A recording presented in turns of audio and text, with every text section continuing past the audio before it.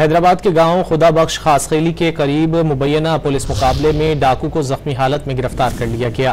Police के मुताबिक गांव खुदा बख्श खासखेली के करीब मशकूक रिक्शे को रोकने का इशारा किया तो रिक्शे में सवार डाकुओं ने पुलिस को देखते ही फायरिंग शुरू कर दी। पुलिस की जवाबी फायरिंग में एक डाकू जख्मी हालत में गिरफ्तार हुआ जबकि साथी फरार हो गया। डाकू की शनाख्त अशरफ अली के नाम से हुई जो पुलिस को मुतादिद मुकदमात में मतलूब था।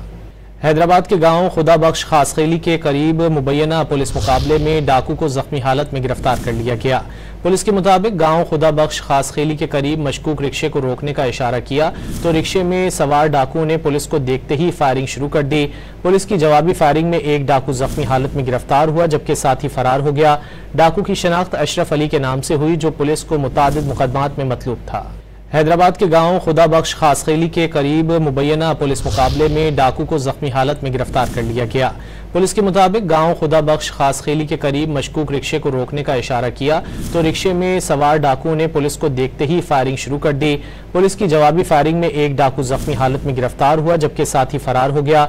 डाकू की शनाख्त अशरफ अली के नाम से हुई जो पुलिस को मुतादिद मुकदमात में मतलूब था।